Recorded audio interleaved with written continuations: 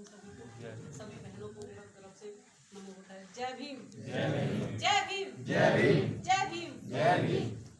तथागत बुद्ध जी के चरणों में नमन करते हुए, बोधिसत्व बाबा साहेब डॉक्टर भीमराव अम्बेडकर जी के चरणों में नमन करते हुए, महामना ज्योतिबा फूले जी के चरणों में नमन करते हुए, ज्ञान की देवी सावित्रीबाई फूले जी के चरणों में नमन करते हुए, त्यागमयी दयामयी माता रमाबाई जी के चरणों में नमन करते हुए, अपने समाज में जन्मे सभी महापुरुषों के चरणों में नमन करते हुए, अपने गुरु आदिकांत बोध सर जी के चरणों में नमन करती हूँ, अपनी बड़ी दीदी को नमन करती हूँ, अपने सभी साथ में जो साथी आए हैं सभी को नमन करती हूँ। फिर से मेरा सभी को मेरा तरफ से नमो होता है। जय हिंद। देश प्रेम के लिए बाबा साहेब ने देश प्रेम के लिए अपने ऐश आराम को ठुकरा दिया। गिरे हुए इंसान को जमी से आसमान तक पहुंचा दिया।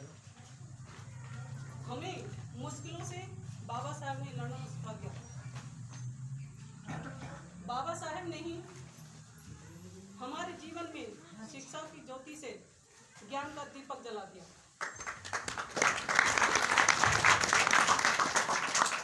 बिगड़े हुए घरों की दुनिया बसाकर चले गए।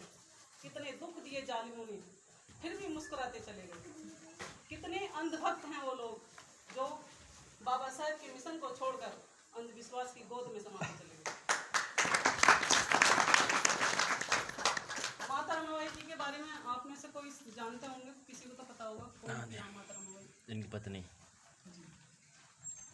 क्योंकि माता रमाबाई जी की वजह से, माता रमाबाई जी की महानता से बाबा साहेब विद्वान और बहुत बड़े महान बने, और बाबा साहेब की महानता और विद्वानता से हम लोग इंसान बने।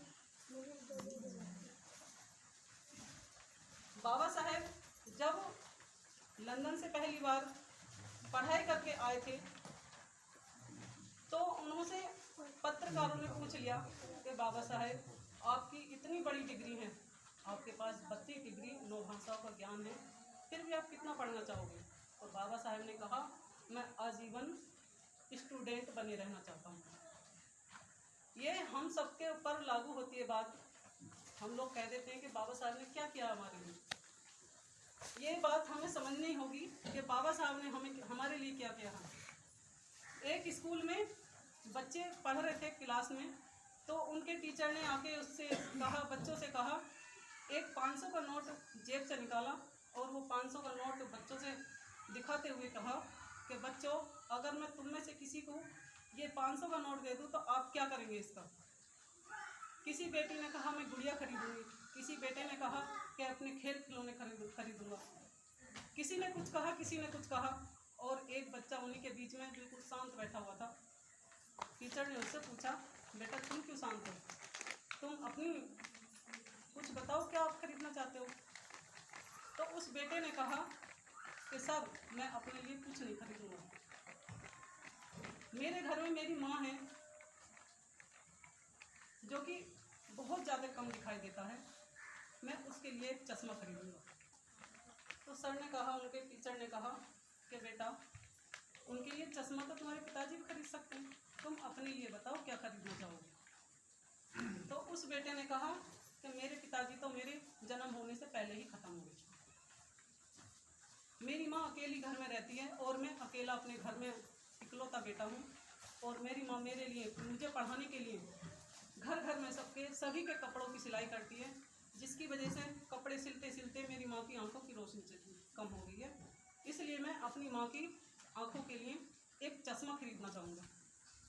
उस टीचर की आंखों में आंसू आ गए कि इतना छोटा बच्चा इतनी बड़ी बात बोलता है। तो वो 500 का नोट उस बेटे को दे देते हैं और कहते हैं जब तुम इस लायक हो जाए तो मुझे ये 500 का नोट वापस कर देना। वो आगे बढ़ता जाता है। एक दिन बहुत तेज़ी से बारिश और तूफान आया हुआ था।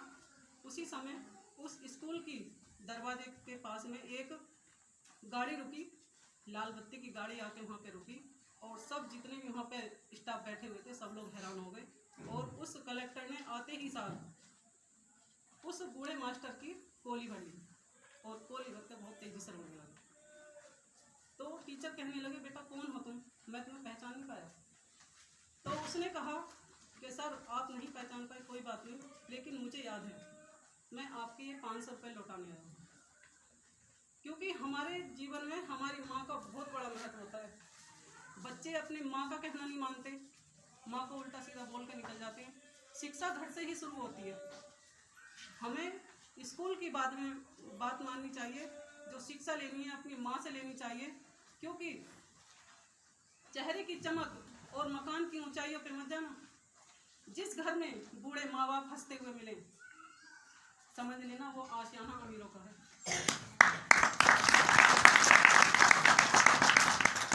माँ बाप ऐसे अपने बच्चे को पालते हैं जैसे एक पेड़, जैसे एक लकड़ी है, वो पानी में नहीं डूब सकती कभी भी। पानी किस लिए नहीं, वो लकड़ी क्यों नहीं डूबती? क्योंकि पानी अपनी पूरी जिंदगी देकर उस पेड़ को पालता है। उस पेड़ को पालने में सारी जिंदगी लगा देता है, शायद वो लकड़ी को इसलिए नहीं डुबे पाता। ऐसे ही हमारे माँ बाप का हमारे लिए, हमारे जीवन में ऐसा ही संघर्ष माँ बाप का होता है। अपने तन पर कपड़ा पहने ना पहने, अपने सर पर पल्लू हो या नहीं हो, लेकिन अपने बच्चों को कभी जीते जी कभी दुख नहीं दे सकते अपने माँ बाप। तो इसलिए हमें अपने माँ बाप का भी दर्द सहना समझना चाहिए। एक बूढ़ी माँ थी, उनका जन्मदिन था। उनकी बहू उनके लिए एक साड़ी खरीदने गई। पास की दुकान थी और वो अंकल जी उन्हें जानते थे, दुकानदार जो थे वो जानते थे। उनसे जाके कहने लगी, अंकल जी एक साड़ी दिखा दीजिए। तो अंकल जी ने कहा, बेटा कैसी साड़ी दिखाऊं? तो उस बहू ने कहा कि सबसे सस्ती साड़ी दिखा दीजिए। तो दुकानदार ने 200 रुपये की साड़ी निकालते हुए कहा, बेटा इससे सस्ती साड़ी मेरी दुकान में नहीं है। तो फिर उसने पूछ लिया, क्योंकि वो जो दुकानदार थे वो एक बुद्धिजीवी थे, बुद्ध को मानने वाले थे, बुद्ध के राहों पे चलने वाले थे। तो उन्होंने अपनी उस बहू का चेहरा बखूबी पहचान लिया कि उसने पूछ लिया कि आप ये साड़ी किसके लिए लेके जा रही हो? तो उन्होंने कहा, उस बहू ने कहा कि मैं साड़ी अपनी सास को दूँगी, आज मेरी सास का जन्मदिन है। तो उन्होंने कहा कि बेटा अभी कल आपकी बड़ी वाली जिठानी आई थी और मेरी दुकान से बहुत अच्छी साड़ी लेके गई। तो देवरानी ने कहा कि अच्छा अंकल जी बताओगे किस तरह की साड़ी लेके गई है यहाँ से? तो उन्होंने कहा, तेरे बस की नहीं है बात, तेरे बस की ये साड़ी खरीदनी नहीं है। तो फिर वो बहू कहने लगी, अंकल जी फिर भी दिखा तो दीजिए एक बार, कैसी साड़ी लेके गई हैं? उन्होंने रेशमी साड़ी निकाली जो 1700-1800 रुपये की थी और उन्होंने उसके सामने ढेर लगा दिया कि इनमें से ही कोई सी एक साड़ी लेके गई। तो बहू ने बिना सोचे समझे दुकानदार से कहने लगी कि अंकल जी इस नीली वाली साड़ी को पैक कर दो। पैक करके साड़ी लेके चली गई। उधर से उसकी जिठानी आ रही थी, वो इस रास्ते से निकली, जिठानी दूसरे रास्ते से निकली। तो वो भी कहने लगी आके, अंकल जी मुझे एक साड़ी दिखा दो, सस्ती से सस्ती, जो सबसे सस्ती हो दुकान में। तो उनसे फिर पूछा कि तुम किसके लिए ले जाना चाहती हो साड़ी? तो उसने कहा कि मेरी सास का जन्मदिन है, मैं अपनी सास के लिए साड़ी ले जाना चाहती हूँ। तो उसने दुकानदार ने कहा कि बेटा अभी तुम्हारी देवरानी आई थी और वो भी साड़ी लेके गई है, ये पता नहीं किसके लिए लेके गई है। तो वो कहने लगे अच्छी हो। तो वो कहने लगे, वो बहू कहने लगी कि किस तरह की साड़ी लेके गई है? तो वो कहने लगे तेरे बस की नहीं खरीदनी। वो बहू कहने लगी, अंकल जी एक बार दिखा तो दीजिए कैसी साड़ी लेके गई है। तो उससे और अच्छी 2100-2200 रुपये की साड़ी उसके सामने ला के डाल दी कि इनमें से ही तो साड़ी लेके गई। उसने कहा इस वाली साड़ी को पैक कर दो। वो लेके चली गई और उनकी दुकान में एक लड़का काम करता था। तो उस लड़के ने हंसते हुए बोला, अंकल जी आपने इतना बड़ा झूठ क्यों बोल दिया दोनों बहुओं से? जो कि सच नहीं था। आपने छोटी बहू से भी झूठ बोला और बड़ी बहू से भी झूठ बोला। तो वो दुकानदार बहुत ही ज़्यादा समझदार थे। उन्होंने कहा, बेटा हमारी माँ, हम सबकी माँ हमें बचपन से लेकर जवानी तक अपनी ख्वाहिशों को भूल जाती है और वो अपने बच्चों की ख्वाहिशों के लिए दिन रात लगा देती है, दिन रात मेहनत करती है। अपने माँ बाप इतनी मेहनत करके अपने बच्चों को पढ़ाते हैं और बहू उनके भी सोच रखती है, ऐसा नहीं होना चाहिए था। अगर मैं झूठ नहीं बोलता तो वो यही 200 रुपये की साड़ी ले जाके अपनी सास को दे देती। पहले तो सास को भी ये सोचना चाहिए ये मेरी बहू नहीं है, ये मेरी बेटी है। और एक बेटी को भी, बहू को भी ये सोचना चाहिए ये मेरी माँ नहीं है, ये मेरी सास नहीं है, मेरी माँ है। तो अगर इस तरह का व्यवहार घरों में रहेगा तो ना तो किसी के घर में लड़ाई होगी और ना कभी झगड़ा होगा और सब लोग बड़े प्यार से रहेंगे।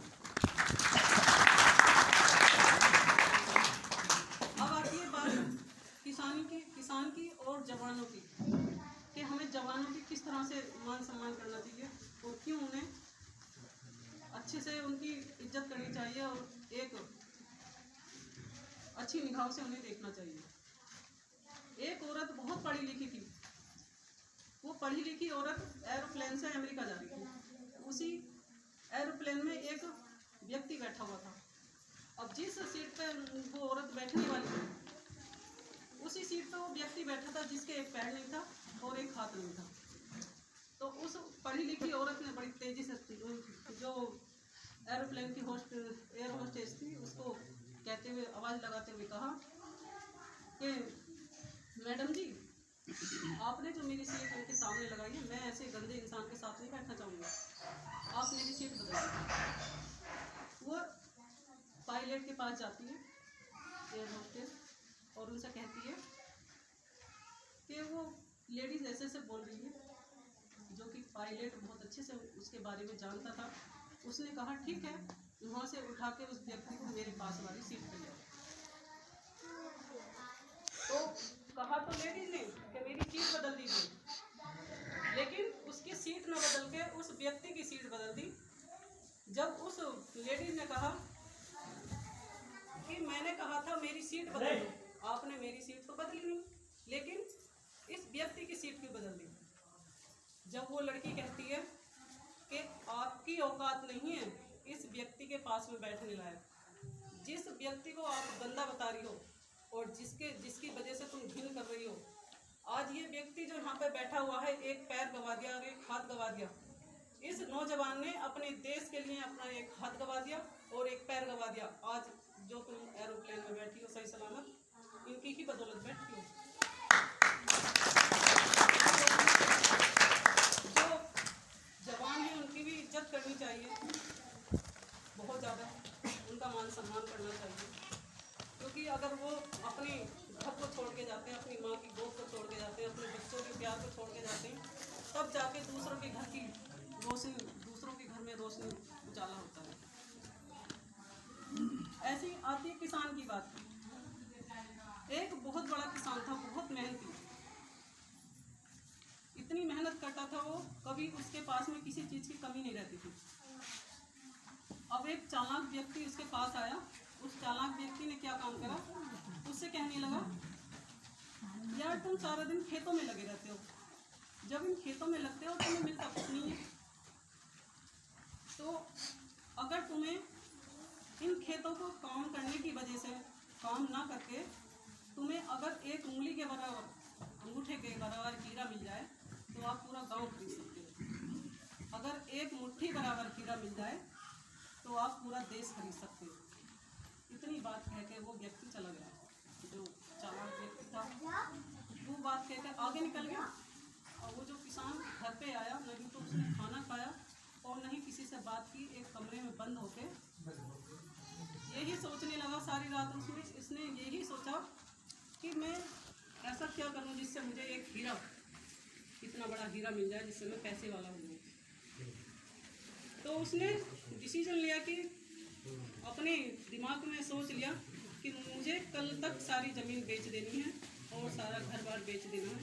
अपने बीवी बच्चों को, उसके मैके छोड़ दिया बीवी को और बच्चों को भी, और जो ज़मीन का पैसा था वो सब उनके हाथ में दे दिया कि तुम अपने माँ बाप के यहाँ पे रहो जब तक मैं वापस लौट के ना आ जाता। चलते चलते काफ़ी देर हो गई, शाम हो गई, दो दिन हो गए, 3 दिन हो गए, महीनों हो गए, कहीं उसे हीरा तलाश नहीं हुआ। जब हीरा नहीं मिला तो हताश होके वो एक नदी के किनारे चला गया। अब जाए कहाँ, हाथ में पैसे नहीं है, पैसे सारे अपनी पत्नी को देके चला गया। उसने गुस्से में आके जब बहुत ज़्यादा थक गया, भूख से प्यास से बहुत ज़्यादा लाचार हो गया, तो उस नदी में जाके जान दे दिया। और जो जिस घर में वो व्यक्ति रहता था, किसान रहता था, उसमें दूसरा किसान आ गया जिसे उसने जमीन जायदाद बेची थी, तो वो उस घर में रह रहा था।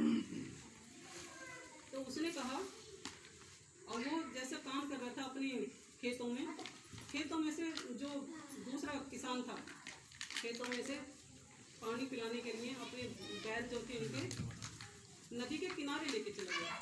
तो जब नदी के किनारे लेके गया तो वहाँ पे उसे एक बड़ा सा पत्थर मिल गया। उसने सोचा वो पत्थर में से कम 7 तरह की किरणें निकल रही थी। तब उसने सोचा कि क्यों ना मैं इस पत्थर को लेके अपने मेन गेट के दरवाजे पे लगा दूं, जिससे क्या ये सभी को प्रभावित करेगा और बहुत सुंदर लगेगा। उसने वो पत्थर लाके अपने मेन गेट पे लगा दिया। उसी दिन वो जैसे किसान अपने दरवाजे पे बैठा हुआ था, तो वो व्यक्ति फिर से उस दरवाजे से गया, उसके दरवाजे से गुजरता हुआ निकला।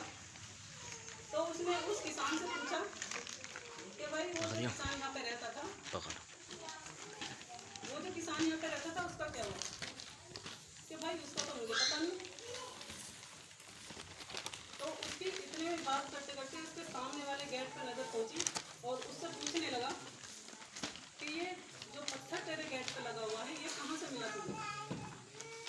तो उस व्यक्ति ने कहा कि इस तरह के पत्थर मेरे खेत में बहुत सारे पत्थर पड़े हैं।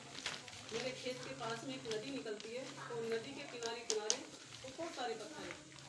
तो उस चालाक व्यक्ति ने कहा, क्या अपने खेत की तरफ मुझे लेके चलोगे? उस किसान ने कहा, हाँ क्यों नहीं। वो लेके गया। तो जब वो वहाँ पे गया, जो चालाक व्यक्ति था उसके साथ में गया, किसान के साथ में, तो उसने देखा उसके खेत के चारों तरफ हीरे हीरे भरे पड़े। इतने हीरे थे कि अगर सारी जिंदगी 7 पुश्ते भी अगर बैठ के खाएंगे तो भी खत्म नहीं होते।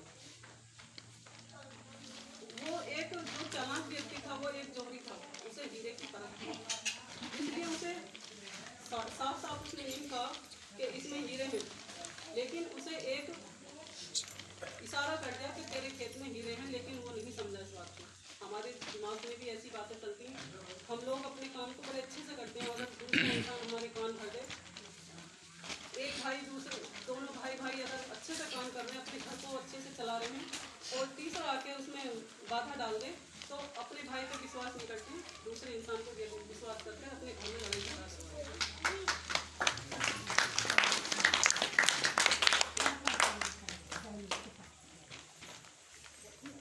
एक अजब सी तड़प है सीने में, एक अजब सी तड़प है सीने में, कोई अपना बना के छोड़ दे, फिर से कोई जुल्म ना हो, इसलिए फिर जानवरों से भी बदतर थी जिंदगी, कोई इंसान बना के छोड़ दे, फिर से कोई जुल्म ना हो, इसलिए संविधान बना के छोड़ दे। मैं नमन करती हूँ अपने मसीहा बाबा साहेब डॉक्टर भीमराव अंबेडकर जी के चरणों में, जो हमारे हाथों में कलम थमा के छोड़ गए।